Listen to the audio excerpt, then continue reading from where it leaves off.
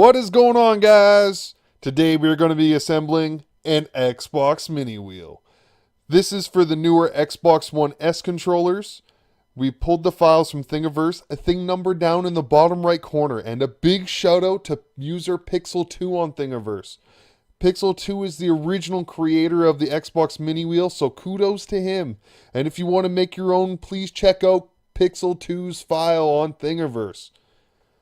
Also, as always, check us out on our website, www.virtuallegends.ca, or you can also check us out on Facebook, YouTube, Twitter, and Twitch.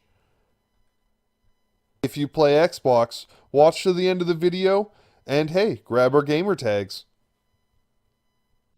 So, these are all the pieces you're going to get.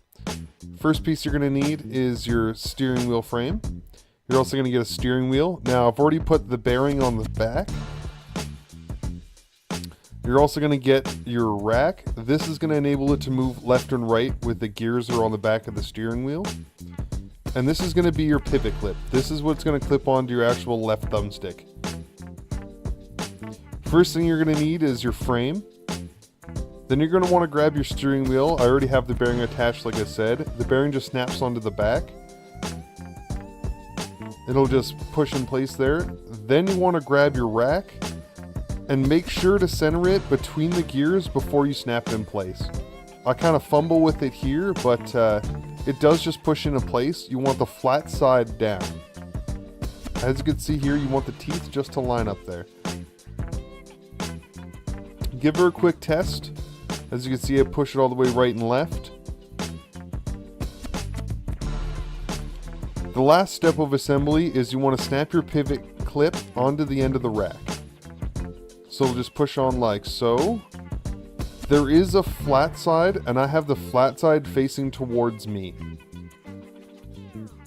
Once everything is assembled, all you'll need is your controller. Once you've grabbed your controller, you can snap your assembled frame onto the face like so. The second and slightly trickier part is getting your pivot clip onto the left thumbstick. So as you can see here, I pulled my thumbstick kind of down. It does have a bit of a give to it, like it's not a super tight fit where you know it's gonna break. It does fit on quite nicely. You want to make sure that both corners are sliding right on there. And poof, Bob's your uncle. It's on like nobody's business. Once they're both in place, give it a good test and you should be ready to drift and race away. Or if you want an extra challenge, try playing some Battlefield or Sea of Thieves with this bad boy.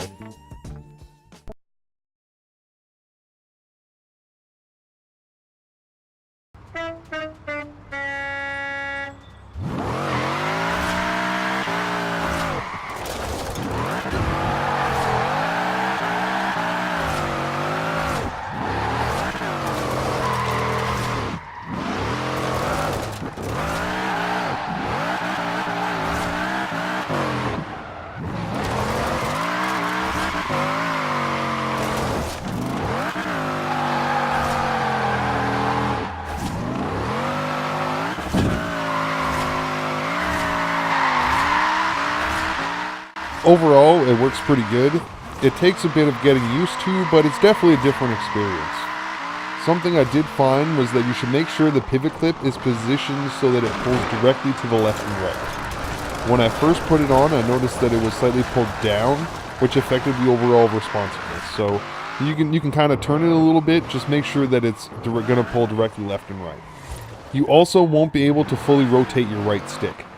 It gets blocked slightly when you push it all the way to the left, but you can get the up, down, and the full right action out of the right stick. You can still comfortably hit all of the D-pad and the ABXY buttons, but the start and select buttons can be a bit tough to push sometimes because of the frame. If you're looking to print one, then check out Thingiverse's model, or if you do not have access to a 3D printer, we do offer a 3D printing service through www.virtuallegends.ca. Just click on the Quote Me button and fill out the job form. Thank you guys for watching, and we will see you online.